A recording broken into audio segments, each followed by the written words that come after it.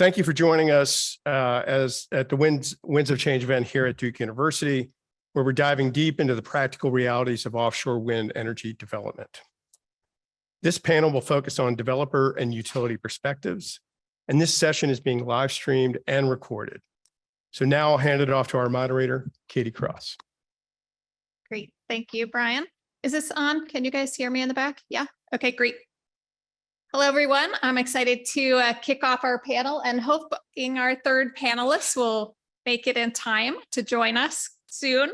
So again, I am Katie Kross. I am the Managing Director of the Center for Energy Development and the Global Environment, EDGE. We are based at the Fuqua School of Business. I am joined here today by my colleague, Dan Verbeer, who's our Executive Director, and looking forward to spending some time with you all today. Just very briefly, for those of you who don't know us, we are the hub for all things energy and environment based at the Fuqua School of Business. So our mission is education, thought leadership, and industry engagement. We work very closely with our MBA students at Fuqua, many of whom are completing a concentration in energy and environment or a concentration in energy finance, as well as our students in the dual degree program completing an MBA and a Master's of Environmental Management. So a couple of them may be here today. Some are taking finals, but certainly would love for you to have a chance to interact with our students along the way. Sorry, we are not ready for slides yet. Sure about that, Chess. Just to wrap up on EDGE, besides our education programs, we also support thought leadership and industry engagement. Looking forward to working with any of you who are interested in learning more. We are supportive of the cross-campus collaborations on the Duke Climate Commitment, as well as partners in the Oceans at Duke initiative and the Energy Pathways USA program, which some of you may have heard about. So looking forward to talking with you about those and the other programs that we have going on at EDGE, and hope that you'll have a chance to connect with some of our students and alumni as well while you're here. I am excited to introduce our panel, which is Developer and Utility Perspectives. Our task with this panel today is really kind of to set the stage for the larger discussions that are going to happen throughout the day and queue up some of the topics at a high level, which we know we're going to get into at a more deeper, more granular level throughout the day, whether that's environmental issues or permitting or supply chain or financing. But our panelists here are going to provide three different perspectives. So I'm joined today by Mary Lou Fry, who is the legal manager in the U.S. Offshore Wind and Renewable Energy Department at Equinor. Many of you, I'm sure, know Equinor has been very active in offshore wind development, particularly in Europe, UK, and Scotland, and is looking at developing projects in the US on both the East and the West Coast. So really looking forward to hearing from Mary Lou's perspectives. Then we have Katharine Bond, who is the VP of Public Policy and State Affairs at Dominion Energy. And as I'm sure you also know, at Dominion, it has an offshore wind project underway. It's the Coastal Virginia Offshore Wind Project that we look forward to hearing about. And then lastly, we have Venu Ghanta, who's the VP of NC Regulatory Affairs and Policy for Duke Energy, and really based in the utility side of Duke Energy's business. So we're looking forward to hearing from Venu about how we get the offshore wind to the utility customers. And we are going to actually we have presentations, and we're going to the presentations are queued up in a different order. So we're going to start with Mary Lou, and then Venu's slides, and then we have Katharine's slides. Yes. So they are going to present this, just a word about format. They're going to present for 10 to 15 minutes each. Then we should have about 20 to 25 minutes for questions. The way questions are going to work is you are going to pull out your phones and you are going to go to slido.com and you're going to enter your questions using the hashtag. It's not up on the screen, so I have to dig it up for you. 1048171. So either enter that right now or write it down. It's some tables have a handout, I believe, but not all of them. So it's hashtag 1048171. And it's Slido, SLIDO.com. So when you're there, you can type in your questions. You can also upvote other people's questions. So if someone's already asked the question you're interested in, just like that one, and we'll see sort of which ones have the highest interest in the room. And I'll also ask you to please, as you're typing your questions in, to write at the beginning for so-and-so. So if it's directed at a specific panelist, for Venu, or if it's directed at the panel generally, for anyone or for panel generally. That will really help us as we get to discussion. So I think with that, we're ready to start. And I will ask Mary Lou, I will pass off the clicker and you may advance your own slides and you may see them right there as we go. This one, forward, this one. Okay. Okay, so can everyone hear me? Not yet. Not yet. Do I? The second mic, do we need to do anything? This is, now it's on. Okay, great. And before I start, I just want to say we at Equinor do applaud Governor Cooper's and the state of North Carolina's initiative in renewable energy and also the offshore wind in particular. And I'm very happy to be here today. I'll start with just a little bit on who is Equinor. And I know many of you do work with Equinor on our various initiatives, but we're not exactly a household name in the US, although we do have, I think, over 21,000 employees worldwide. We're based in Norway, and but we are in 30 different countries. We are the world's largest and most experienced offshore wind developer. We have completed numerous projects in the UK and Germany, as well as in 2017, we successfully completed the world's first floating offshore wind platform. So I'm sure we'll talk a little bit more today about floating versus fixed and the implications there. But as a broad-based energy company, we do have a lot of ambitions in the US.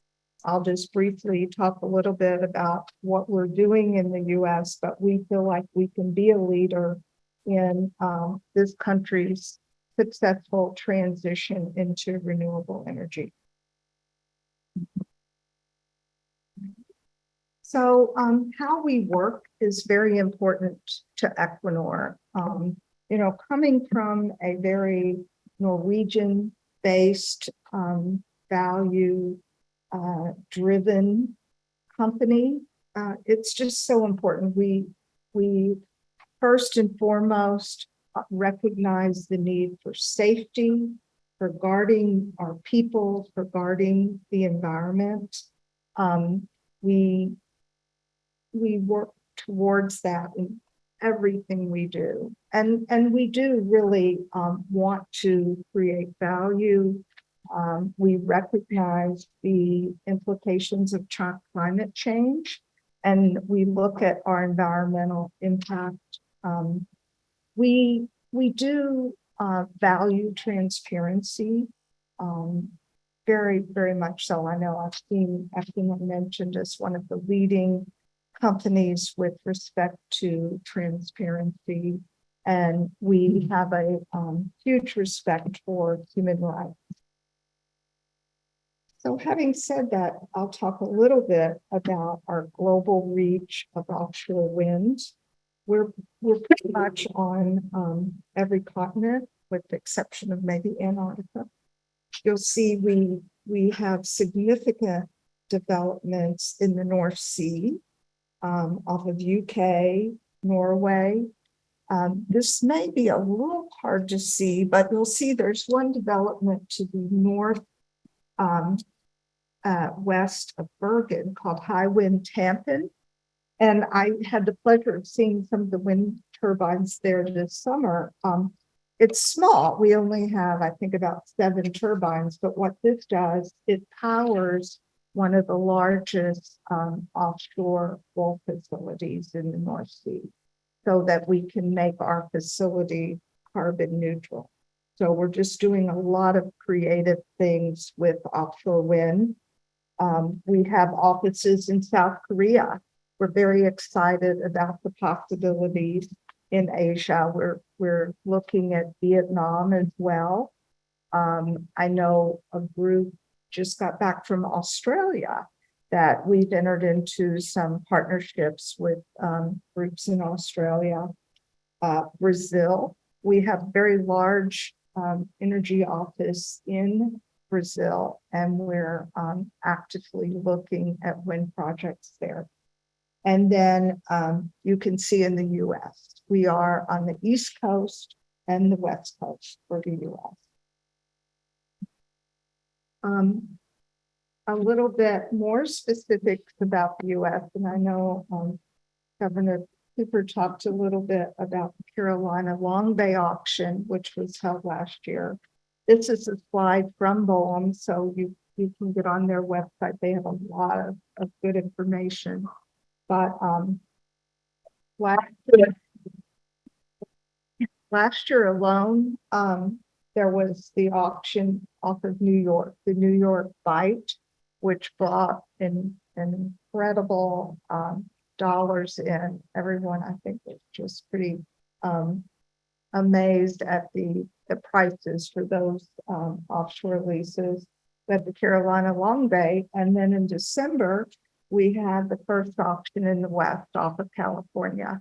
5 leases were auctioned, Northern and Central California, and Equinor acquired one of those leases. So we're very excited about that. And then yet to come, we'll do a lot of work on it this year. Probably we'll see auctions in 24, is the Central Atlantic, which is a little bit north of here, Gulf of Maine, the Gulf of Mexico, and Oregon. So you can see there's still a lot to come in terms of the offshore wind leasing. A little bit more, let's see, here's about Equinor's commitments to our communities. I mean, we do recognize that the communities, the local communities, are very important wherever we operate in the world. So first, we have that respect for the environment. And, we engage very actively with our stakeholders, whether it's the federal government, the states, and the local communities. We do create, I think Governor Cooper talked about that a little bit. We understand how much this emerging industry can bring jobs into the US. We do work with the local unions. We're working with the unions up in the Northeast right now. We invest in those communities. I'll talk a little bit about that with respect to California. We do source in the US whenever possible. I know there is a session on supply chain, so I'm sure they'll get into that a little more, but we do try to source in the US.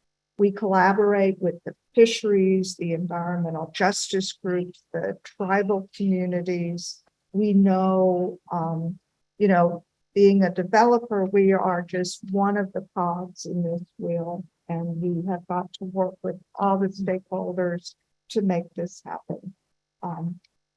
Now, a little bit more about where we are in the US. Our first project was called Empower Wind, offshore New York. So you'll see we've got 2 different projects going on. We last year acquired a 73-acre tract of land right on the port in Brooklyn, called the South Brooklyn Marine Terminal.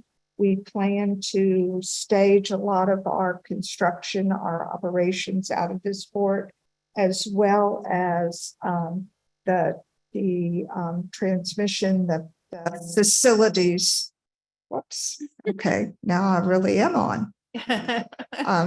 But the facilities to bring the power in from offshore will be brought in to this area And I think I've seen estimates of this alone could power over 1 million households in the Northeast.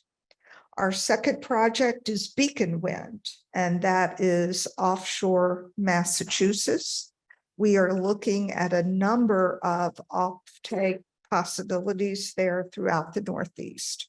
So, as you can read here, 3.3 gigawatts of renewable energy.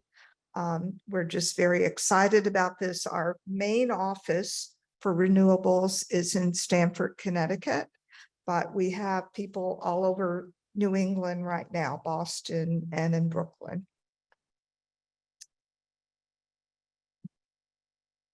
Let's see. Okay. And then finally, California. We, as I said, the first offshore wind auction for California was held last December. On the map, you can see it's a little blurry, but there's white outlines of 5 lease areas. One of the areas was in the north, really not too far from the Oregon coast. And the other area, Morro Bay, was south of San Francisco. And we did acquire the westernmost lease in Morro Bay. So, we're just thrilled to be out there.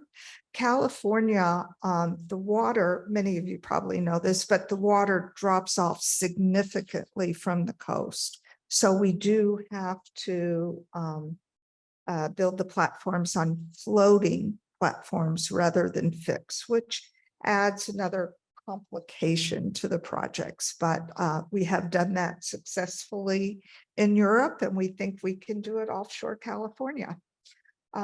Just finally, one thing I do want to mention, and really the Carolina Long Bay auction kind of initiated this, but we really saw it take form in California, which is the multi-factor bidding credit that as part of the auction with BOEM, the federal government looks at not only, the dollar amounts for the bids, but your strategy for your engagement with your community, your supply chain, your labor force. What are you bringing into the US, into the state, whether it's the state of North Carolina or the state of California, and what are you going to do for the local communities?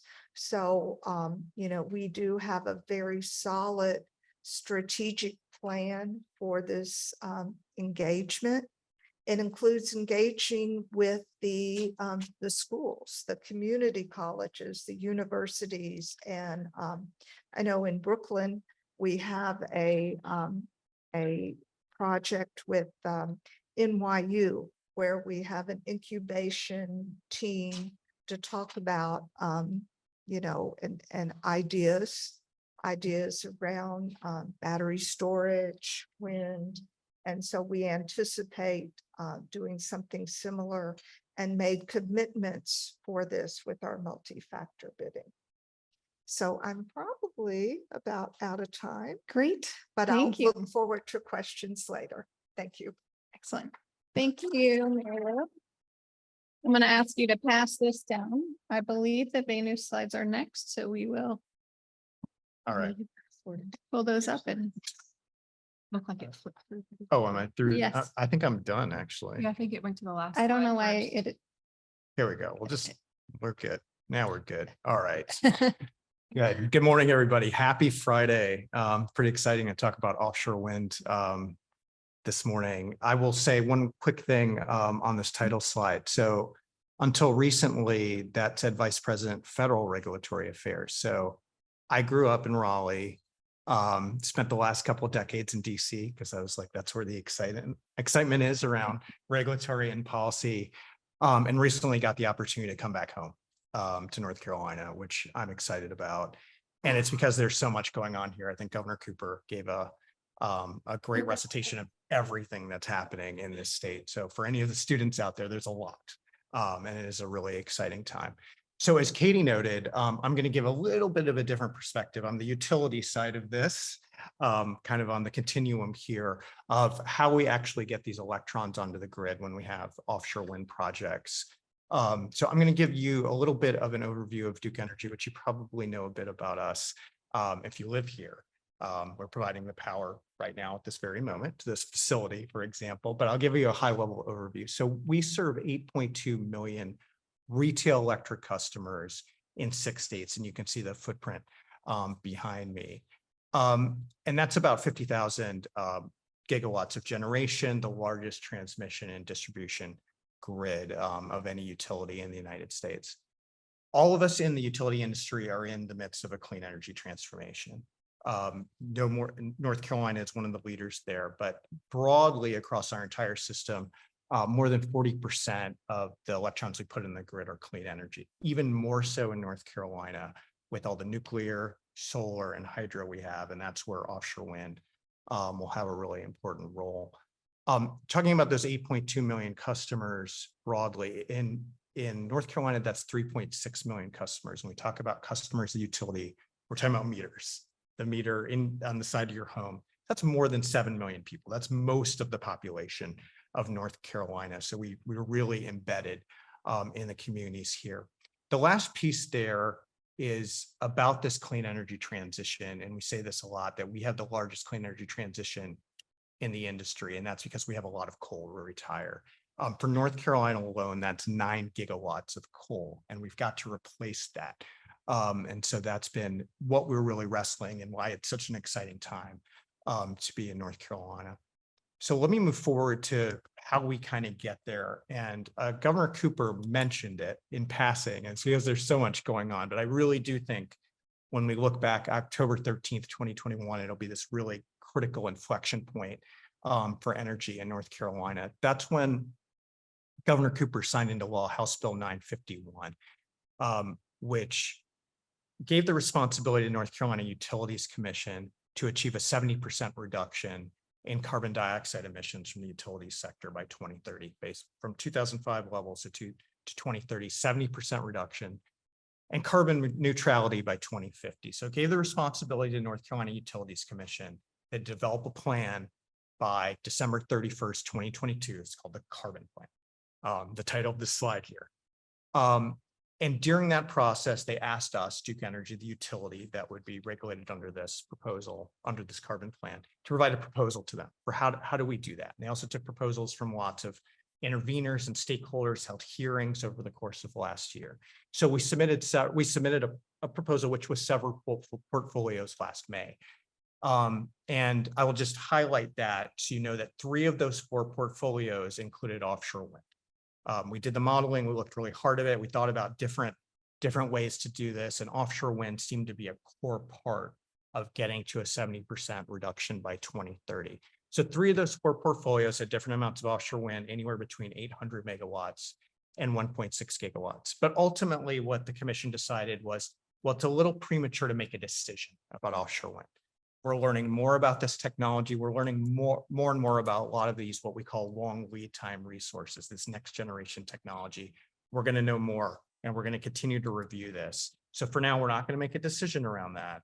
But here's what we want you to do, Duke Energy. So some of that's highlighted in the slide here, that first of all, the coal retirement timeline that we talked about, and I'll give you a little bit more detail, that the company has stated, we have stated, Duke Energy, we want to be completely out of coal by 2035, subject to regulatory approvals. We now have that in North Carolina, where North Carolina says that absolutely makes sense to be out of coal by 2035. And then they talk through a process for replacing it. Well, first, what you need to do is some of the near-term actions that you're going to take around solar procurement, go ahead and do that. But there's also some other foundational work you need to do to make sure that these longer lead time resources are ready for prime time when we need them. And a couple of those I'll highlight, they're bolded on the right here. One of them at the very bottom, again, that long lead time resources, go ahead and do those limited development activities now. When we talk about long lead time resources, offshore wind's right at the top of the list. Also advanced nuclear, some of the pump storage, advanced hydro would fit on that list as well. But the other piece of this, that's really the utility side on this continuum here, is how do we actually get it to the load centers?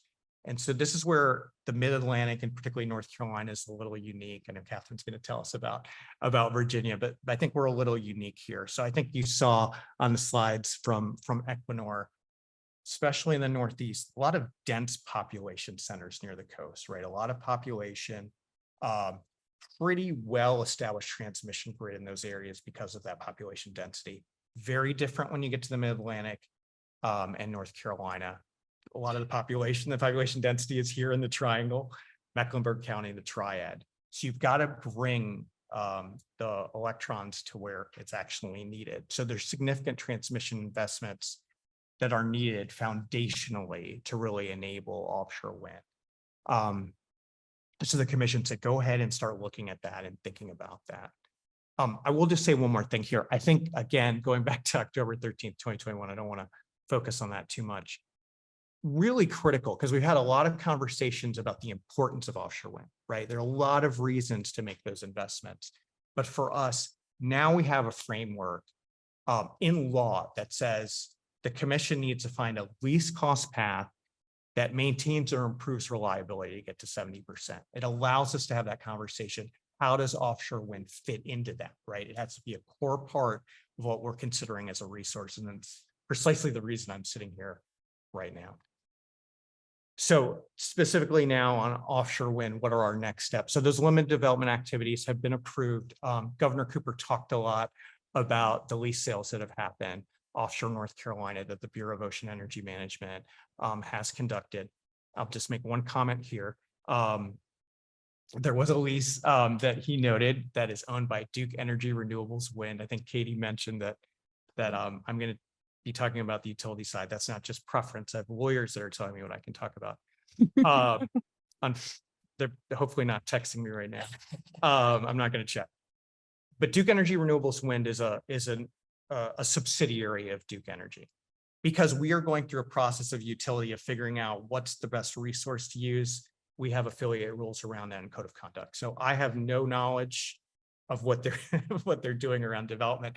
What's available to me is what's out there publicly. So I'm just going to speak about it at a high level. We do have some representatives from Duke Energy Renewables Wind here today who could tell you more if you want to know more detail about their development activities, but I'm not going to get into that. So we have 3 wind energy areas or lease areas offshore the North Carolina coast.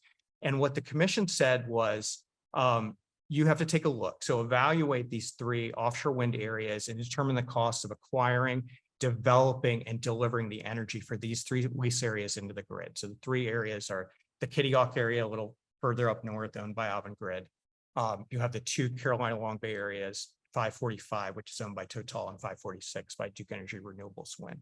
So to have an analysis that's free of bias, that we take that information in, we evaluate the costs, and we put that into our modeling. So we refresh our modeling, submit that to the commission by September 1st of this year, and we see where offshore wind sits in that. Is it a cost-effective way, a least cost way? I shouldn't say cost-effective, least cost way of getting to that 70% reduction. We're going to know that by the time we get through that study. And then we're going to continue to look at transmission and see what enabling transmission is needed in our submission on September 1st. So at a high level, I'm just going to summarize this. In the midst of the clean energy transition, Duke Energy is very committed to reducing carbon emissions. We have a net zero goal, an aggressive midterm goal. North Carolina has really taken that to the next level with House Bill 951 to get to 70% reduction by 2030. The Utilities Commission issued an initial carbon plan and is going to submit subsequent orders every 2 years. So it's basically a review, and we'll submit modeling every 2 years. So we're going to check and adjust along the way of how do we get to that 70% and ultimately then net zero. This next submission is in September, where we'll be talking about offshore wind and how that fits in the mix, what transmission is needed, and then we will have an order from the Utilities Commission next year that tells us where we go. So that's what's going on in Excellent. North Carolina on offshore wind. Excellent. Thank you, Venu.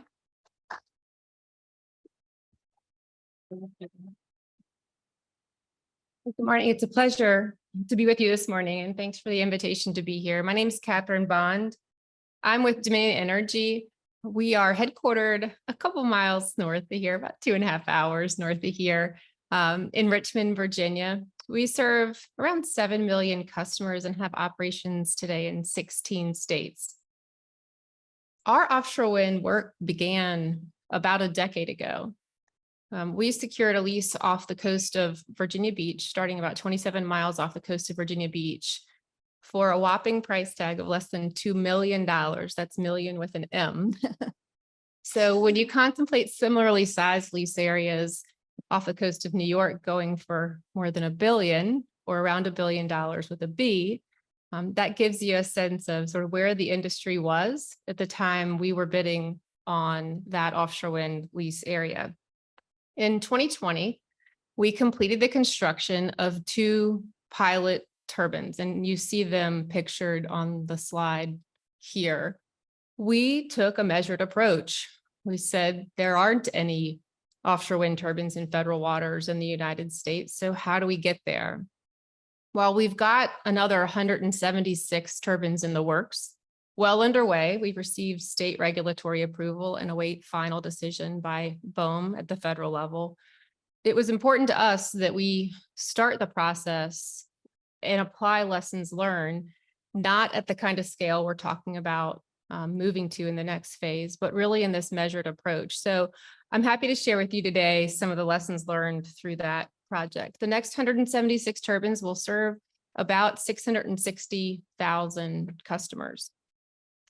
In the US, some of the challenges that you've already heard about and will continue to hear about today mean tackling things like the supply chain, wildlife considerations, state and federal permitting.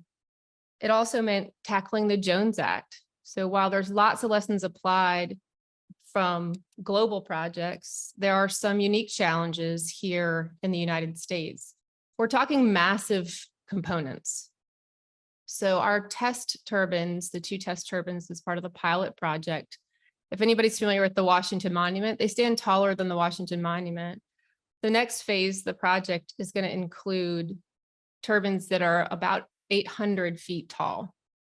Each individual blade is longer than a football field. So when it comes to transporting and installing these components, the Jones Act is a major challenge. So again, we're working to navigate that. So beyond the desktop, we've learned a lot from the pilot, not only on permitting, but how do turbines in the United States perform in circulating winds? When do they peak? How do they complement other nearby, relatively nearby resources like solar? In our case, the turbines are performing really well. They complement solar, but they also require backup when the winds come and go. So again, very valuable lessons learned. What do we need to do to prepare the grid to handle offshore wind? While not as densely populated as the Northeast, we certainly are at a transition point, I guess, between Northeast and North Carolina in terms of population density in Virginia. So our collective to-do list, which is one of the things I think we're here to talk about today, is long. So developing a US-based supply chain is critical, and you'll hear that over and over and over again. But the solar development and the trajectory of manufacturing in the states should serve as a valuable lesson learned related to renewable energy here. While we're seeing solar panels on rooftops in brownfield spaces and open fields throughout the nation, almost all of those are not produced here in the United States. So when we talk about offshore wind, the question's not how can we just maximize the energy or environmental benefits, but how also might we exercise and maximize the economic benefits of the projects and having a US-based supply chain. We have to prepare our workforce. That means working with colleges, universities, institutes of higher education, but also trade schools. There's a lot of transferable skill sets that exist today in the United States. We find them in military veterans. We find them in similar, but not the same occupations. For example, elevator technicians. There are a few elevator technicians here in the States, but I'm not aware of any, if not any, then very many who are certified to do that work 27 miles out to sea and have the necessary training to be safe in open ocean environments. So even those very experienced in those skill sets still require additional training and certification. On the Jones Act, again, I mentioned that as one of the challenges in the opening slide. Dominion Energy is tackling that challenge head on. We're building a Jones Act compliant vessel. It's under construction today. It'll serve not only our project, but other projects throughout the East Coast. It's important, and again, one of the lessons learned in the pilot project as we were transporting these massive components from Europe where they were manufactured to be installed, we couldn't touch US water with the vessels that brought them here. We actually had a stage in Canada. So although we were installing turbines 27 miles off the coast of Virginia Beach, we had to go to Canada and back every time we needed to reload the boat to do the installation. So I'll spend some time related to an area of offshore wind that often goes overlooked. And that is, how do we get the energy to our customer base? How do we get it to the electric grid so it can serve 660,000 customers? It gets less attention publicly, but it's something we are very focused on. In our case, it involves connecting not only onshore, but to a major substation that is around 15 miles away from that interconnection point. We elected a careful, measured approach that started with listening. It didn't necessarily start with just what are the engineeringly feasible solutions. It started with community engagement and listening. With help from an incredible team, some of whom are here, Jerry and GT and John here today, and supportive company leadership, we conducted more than 700, yes, 700 community outreach events to learn as much as we could about the entire area that was under consideration for those engineering solutions. We went to people where they gathered. We went to high school football games and civic leagues and HOAs, and we met with people on their front porches. We looked at environmental justice as a challenge, but also our mission. And I'll say that again, we looked at environmental justice as our challenge, but also our mission. We listened and we acknowledged that not everything we needed to know could be found in official historic registries. In fact, much of it is not. As we talked with some of the Native American tribal leadership, they said, we don't register those areas which are most culturally significant to us, because if we do, people dig there. So the question becomes, how can you go beyond the desktop analysis? And that's exactly what we did. Because environmental justice is much more than a census block designation. We not only worked with communities, but we worked with Chesapeake and Virginia Beach, who have been incredible to work with. The Commonwealth of Virginia has been a great partner as well. In doing so, we developed a path to connect the grid with the offshore wind project. We are serving customers, and we came up with that solution together with the input of countless people. So our company has a long history of development, construction, and operation of the grid and of generation projects, but we're new to this in so many ways. We all are. So at the outset, when we were asked, what's the playbook for this? How do we go about this? I think collectively the team, in our response when we said, there isn't a playbook, but we'll write one. And that's exactly what we have done and we are continuing to do. Lastly, I guess my message would be to the students who are here. I had the privilege of talking to a few of you earlier today. I actually am a student myself. I went back to school in 2021, the same day my oldest child started college. I started school too, which is an interesting story by itself. But what we learn in the important lessons and textbooks and from theorists and what we know in practice are two sometimes entirely different things. So my challenge to you, much in the same way that we went beyond the desktop analysis, is go beyond that, go beyond the textbook.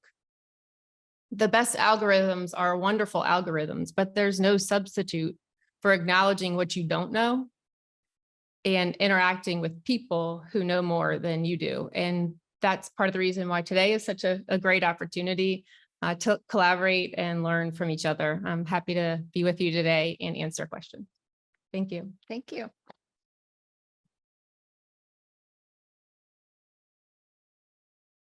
Great. So we have a lot of interesting questions here, and you're certainly welcome to keep posting them. I want to come back to you, Mary Lou. So first of all, thank you for such really thoughtful and different perspectives on the topic.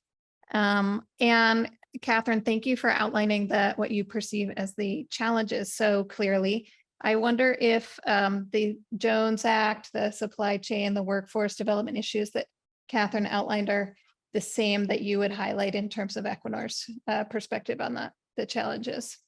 Yes, they are. I think you did a very good job at highlighting those challenges. The Jones Act is a real concern because we don't have those U.S. vessels and U.S. trained crew that we need.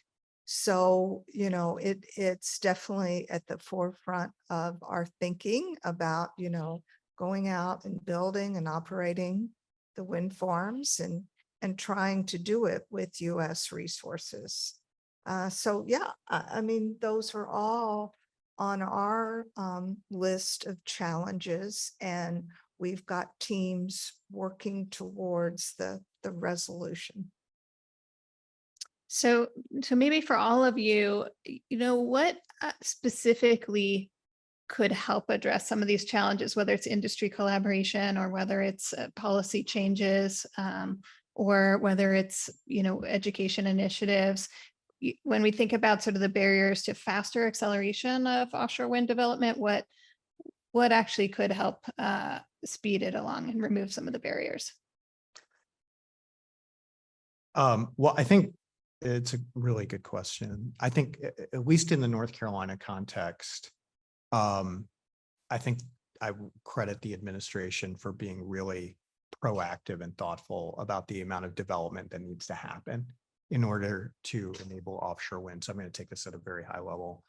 I think though there are going to be a lot of challenges in the integration of the resource that we continue to think about. And I think Katharine did a really good job walking through community engagement, because that's going to be really, really critical first on the turbines itself and those installations and the onshoring of the cable, but then the transmission, because it is so significant what we need in North Carolina to really integrate this into the grid.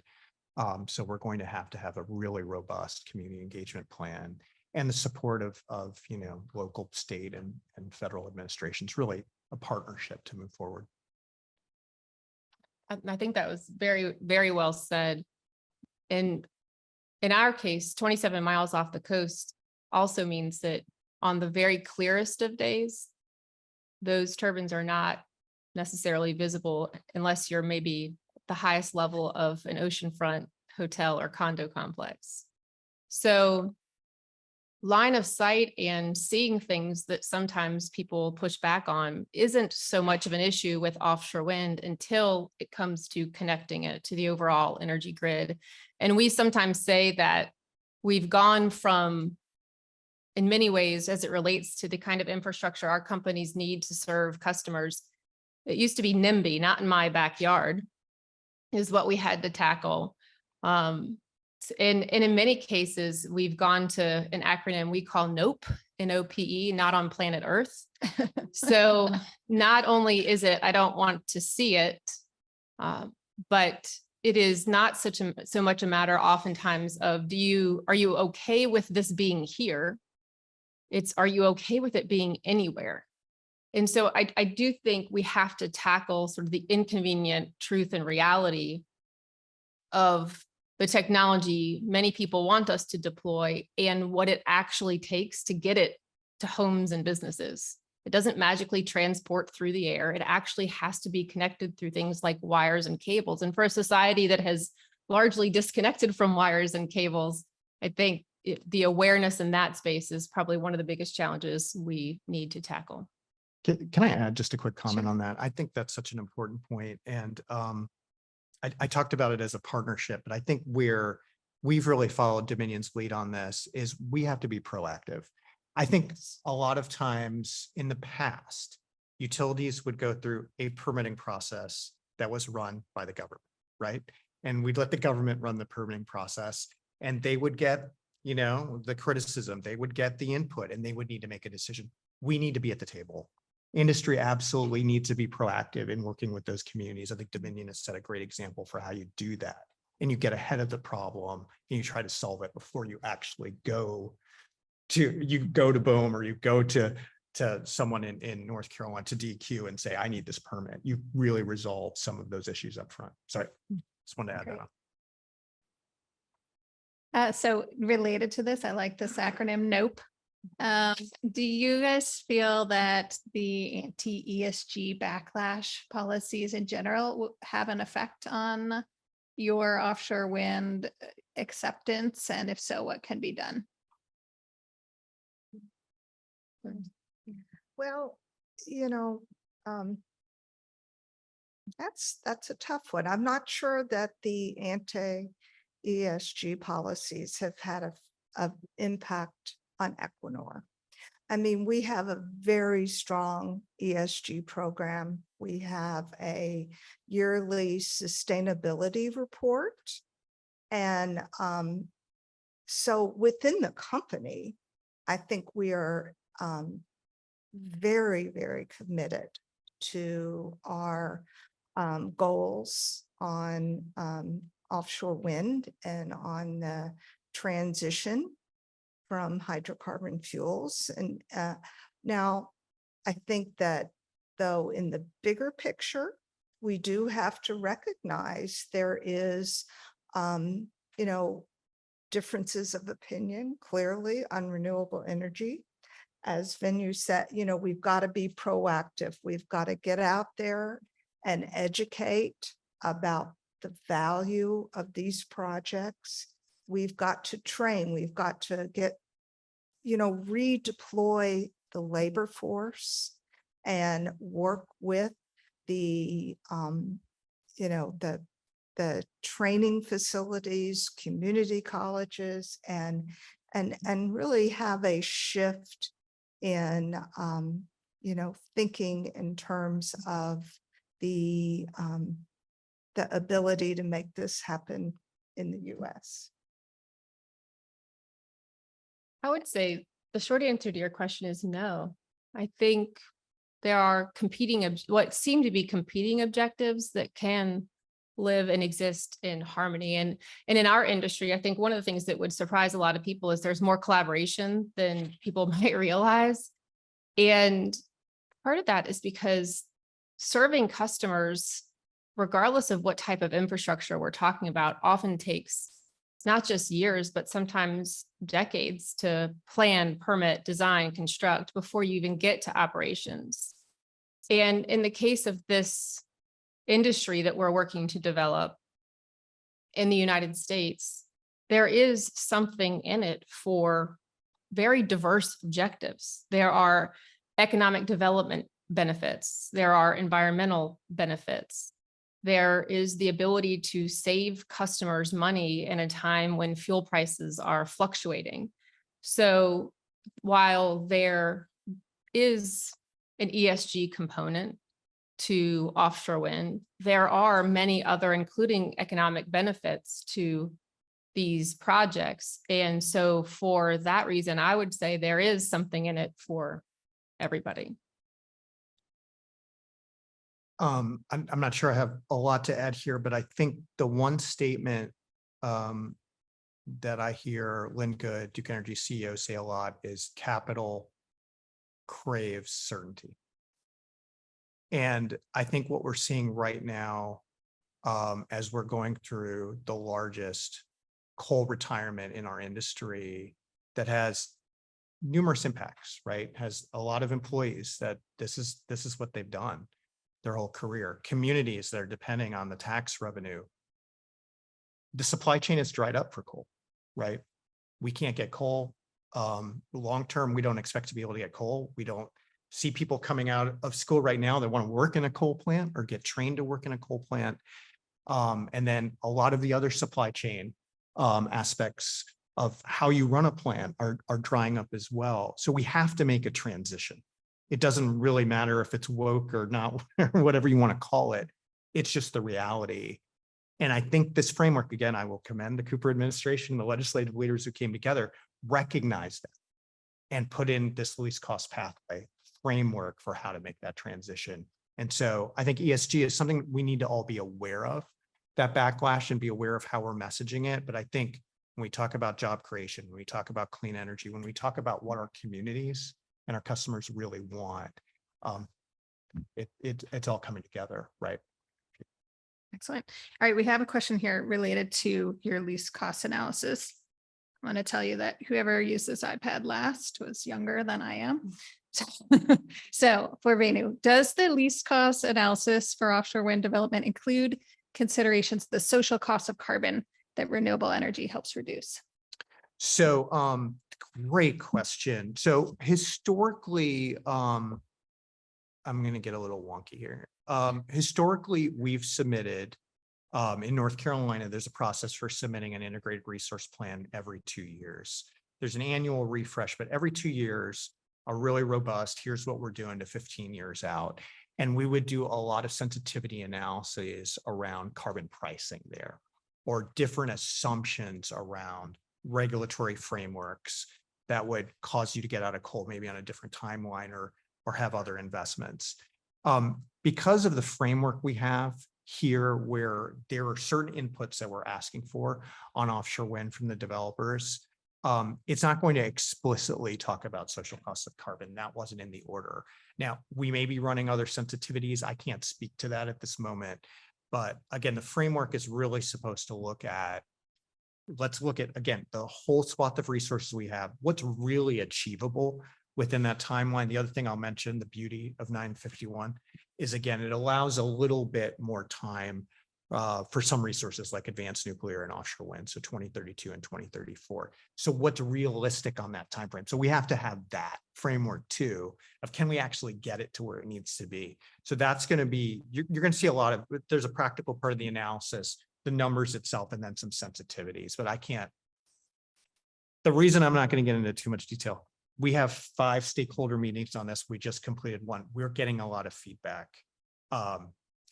If you want to register for those meetings and participate, feel free, but we're getting a lot of feedback. And so we'll be interested in hearing comments on how to do it. Excellent. So another thing I want to ask you all about is, equity issues, right? We have so many of our students are really aware that the energy transition must be a just transition, and that energy access, affordability, reliability, and social justice issues need to be incorporated to every decision, whether that's the development of the project itself, or the siting of the transmission lines, or the cost of the power that's delivered. So do any of you want to elaborate a little bit more in terms of how you're thinking about energy equity and environmental justice considerations as you're developing? Okay, well, I'll start. And as I think you would have noticed on my slides, we do address that. We address social justice, and we address human rights. And that is just ingrained in how we think and how we make decisions.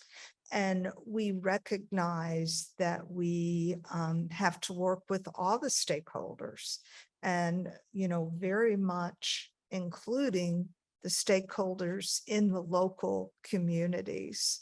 So yes, I mean, that's clearly a big part of the thinking and the planning and the being proactive.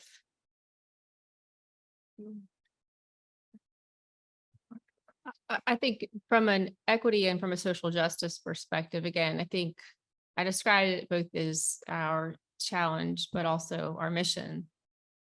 And it involves genuine interaction and listening and learning. It involves coming to the table, acknowledging that you don't have all the answers, but being willing to be educated and informed. And not just in offshore wind, but in so many ways that is vital to what we all do collectively, inside and outside our industry. As it relates to just transition, I think if we expand the aperture, take the zoom lens back a little bit, we look at a clean energy transition overall, and there's a number of things that we're focused on. For example, small modular nuclear reactors, and how do we transition a workforce that might be one that was working in coal to that which can work in other environments, generating type environments. It's also looking at projects related to the grid itself and looking at environmental justice and equity through a different lens, where historically it has largely been about keeping bad things out of communities. But we also look at it through a lens of how can you affirmatively, purposefully bring good things into communities that have been historically, economically, and otherwise left behind. It's conducting hiring events, job fairs. It is providing scholarships like we do through our HBCU promise. It is bringing on interns. It is making sure that when we have programs to underground the most outage prone lines in our system, we do that in communities through an environmental justice lens. When we use our corridors and our fiber to connect middle mile broadband, we're doing the same thing. And that is, where are there communities that need it the most, but have fewer people investing in them? So I think while offshore wind is absolutely what we're here to talk about today, environmental justice, equity, and a just transition extends far beyond that. And again, is part of the challenge and the mission. Anything you want to add, Venu? Well, I'll just say, I think I will acknowledge Dominion has really been a leader here, and we've been following your lead in a lot of ways. But I want to look to the crowd here and say, we learned a lot working with the former DEQ Secretary Michael Regan and all the team at DEQ around coal ash and the settlement we entered into. And I think that was a really critical moment in Duke Energy's history. And I sometimes talk about this as methods versus mindsets that Katharine, you talked about the desktop analysis. I think we've kind of gone from having lots, I'm an engineer myself, having lots of engineers doing analyses, doing spreadsheets, saying this is the right answer, versus just changing the mindset. We need to be out in the community. We need to be talking to the people that actually live and live there. And you realize that a lot of us in the company, because we serve almost all of North Carolina, we are from those communities. We are those communities, right? And so really just unleashing that power internally of let's get in those communities, let's really find out what's going on and understand a solution that makes sense. So that if you do have a community that has a coal transition, maybe that's a place for a small modular reactor, but maybe it's not the place for a natural gas combined cycle. You just have to work that out, talking to the community through honest conversations and being willing to be at the table. Great, thank you. So we have a bit more of a sort of technical basic question, probably from some of our students who aren't intimately familiar with the scale of the projects. Can you talk more, anyone, about exactly what is required in terms of transmission upgrades that are needed? Is it new lines? Is it new equipment? Like, what does offshore wind require that requires an investment in our transmission grid? I can give the "Are you smarter than the fifth grader" version of that answer, but would rely to the engineers among us to actually fill that in with detail and knowledge. But just at its very basic level, the wires that you see on wooden poles That's the distribution level. And typically we talk about interconnecting facilities that are maybe 20 megawatts or less at that scale. 20 megawatts by proxy serves around, if you say 250 customers per megawatt. So you're talking about a solar facility that might be a couple hundred acres. We're talking about gigawatts worth of energy. So the transmission system, the one that's most visible when you see it on metal towers and very tall, what we call monopole structures, it does require additional infrastructure. And while the transmission grid is typically built with future needs in mind, not of this order of magnitude. So when we're talking about connecting more than 2.5 gigawatts of energy, it requires new substations, it requires new transmission lines. One of the questions we often get is, can't you just take it all underground? So maybe I'll touch on that a little bit, because it does tie into the NIMBY and the NOPE. And people say, well, then you wouldn't be able to see it. But it also isn't as reliable, and it costs about 10 times as much. And in our listening and learning, one of the very important things we did was sit down with a number of environmental organizations, more than 100 of them at various times during the process of information gathering. And much to our surprise, one of the things we learned is that there are a lot of areas, particularly coastal areas, where trenching or going underground is actually more detrimental than going overhead in ecologically sensitive areas. So a lot of work is required. I'm not aware of projects that can simply just sort of plug in without upgrades to transmission systems, again, to sort of the larger capacity, larger systems themselves. But I would turn to the engineer among us to help correct or fill in anything I might have missed. Chemical engineer for the record, so I'm not going to be super helpful for this conversation. I'll add another acronym, BANANA, build absolutely nothing anywhere near anyone. That might be a middle ground to nowhere on planet Earth. And that's a little bit where we stand right now with solar. So I will just back up for a second. You probably read a lot of articles this week, one prominent one in the New York Times, like, hey, we've got this amazing Inflation Reduction Act, which reduces the cost of clean energy considerably, but we can't connect it to the grid because there's not enough transmission.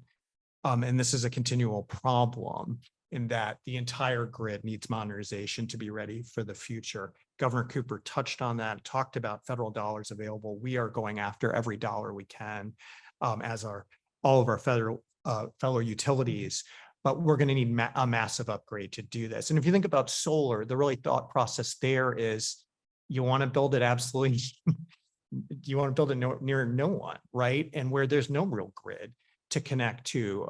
And there's so many small projects all over, it's hard to make that cost effective. And so we've moved to a process called a cluster study of doing interconnection to try to streamline that. There are parts of the country that are basically saying, we are not going to add any more solar until 2026. That is not the case in North Carolina. We have committed to do a procurement for 2 gigawatts more of solar in the next couple of years, and we're committed to interconnect that by 2026. So transmission upgrades are critical throughout. Offshore wind is one big piece of that because it's so much energy coming on from one project. I'm not going to speak to our process in North Carolina because we're going through that study right now, and we'll be submitting that on September 1st. To the commission. It's also probably worth noting that the energy grid as we know it was largely designed and constructed with one-way power flow in mind. Large centralized facilities that sent power in one direction and produced sort of a steady state amount without the fluctuations we see from intermittent resources like wind and solar. Again, incredibly important as part of a clean energy transition to incorporate those into a grid, but in large part, we're retrofitting a grid that was designed and constructed without those technologies and without that intermittency in mind. So we can't talk just about transmission. We have to talk about what fills the gap. Natural gas is an important resource in filling the gap when solar, wind come and go, having a grid that can accept those fluctuations, send signals so that we know what to ramp up and what to ramp down. Nuclear has been the backbone of our carbon-free fleet for many decades. In fact, one of our facilities celebrated its 50th anniversary not long ago. So we have to think about the grid as a whole, as a living, breathing machine, probably one of the most complicated machines I can imagine. But there's lots of inputs, there's lots of outputs, and the way customers use energy is changing as well. And I think the pandemic highlighted this, but the tolerance for even a momentary blip is less than 0. So again, that's one of the things utilities across the nation and the world are very focused on. And then I would say from the developer's standpoint, we do recognize that there has got to be a lot of collaboration with the utilities and the transmission facilities. And that is another one of the many pieces that we have to consider when we are looking into our offtake and our projects. Now, another thing that Equinor is very involved in is we did acquire a battery storage, I guess I would say incubation company, East Point Energy out of Charlottesville last year. And we do see that there's a lot of developments in the battery storage area. And I think, that's another one of those key developing factors in terms of the intermittent nature of some of this renewable energy and the transmission. So I know it's very early days in offshore wind in the US, but I'm wondering if your firms are already thinking about end of life of these projects, and how will you actually retire turbines when they're 27 miles at sea, and what will that process look like? Is anyone actively working on that? I can speak for our company, and I think this is yet another way where working across silos is important when we talk about decommissioning, and some of the lessons we can gather from projects globally, some of which have been in place for longer than we've been developing offshore wind here in the United States. And the blades themselves and the various components are being made today of material that can be recycled much more easily than the blades that were initially installed. So I think that is one critical way, but we're working closely at the federal, and the state level, and with environmental and other organizations to talk about the most responsible ways to decommission projects, where in even just the early months of our project, the artificial reefs that are formed around the turbines and where they connect to the ocean floor is just incredible, where you see the marine life, sea bass and so forth congregating. So I think that some of the specifics are things that will develop over the course of the next couple of decades as we learn more and we adjust. So I think we've got a solid plan that is ready to accept better information if and when it becomes available. But the actual content of the material itself is also helpful as manufacturers move to more recyclable materials. Anything you'd like to add, Mary Lou, from Equinor's experience in this realm? From our experience as a broad-based energy company, I mean, we have developed some of the largest oil and gas offshore projects in the world. And I think there's a lot to be learned from that. And as you said, I mean, it's just amazing the marine life that develops around the fixed platforms pretty early on. And I know in the Gulf of Mexico, more often than not, when a project is at the end of its life, the base structure is kept there because it is a marine habitat. So we're looking very closely at our experience in the offshore oil and gas. And I think that does translate into wind and into particularly the abandonment of projects at the end of their life. So I know we're going to have a lot more time today to dig into questions of permitting and environmental issues and supply chain and workforce development. So I just want to close now and leave us with an optimistic note. What are you excited about when you're thinking about the work that's being done, the future of offshore wind deployment from your development or your utility perspective? Okay. Well, look, I think we're really at this really critical point in the history of the state and this nation in terms of getting to a low carbon, a zero carbon future, while really importantly ensuring least cost, affordability for customers right in this moment now where we've seen this spike in energy prices. We've seen a spike in all prices where households are struggling. I think it's really important that we keep our eye on the ball, that we can make this transition without increasing costs, right? We can do it the right way. And I think the way, Katharine, I've heard it said is perfect power. People expect perfect, not just 24/7, it has to be perfect. And so how do we do that? And I think it's exciting to think about that we don't have just one resource to think of. We have several opportunities off of the North Carolina coast with offshore wind. We have other opportunities around technology, and I'm confident we can get there. I think that's very well said. So in a lot of ways, I would just say ditto. From a Dominion Energy perspective, we have always been focused on serving our customers reliably and affordably. And I think if you asked our customers 10 plus years ago what they wanted us to focus on, those are the two answers you'd get. And over the course of the last decade, we've seen this uptick in a third element that has emerged. So we hear reliability above and beyond all else. We hear affordability today still, but there are a growing number of customers who expect a clean energy transition. Not just our customers, but our investors, our colleagues expect it. My children expect it.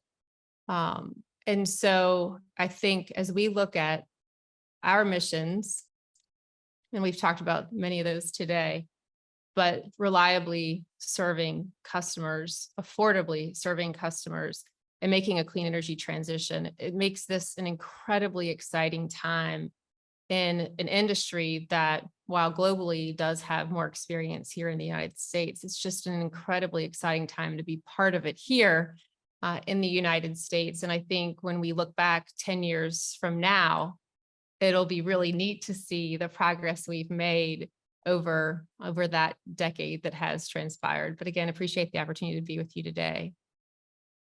And then as someone who spent most of my career in Houston in the oil and gas world, I have to say I'm just very optimistic and excited about this transition. We do see, even in Texas, the engagement and the interest in renewable energy.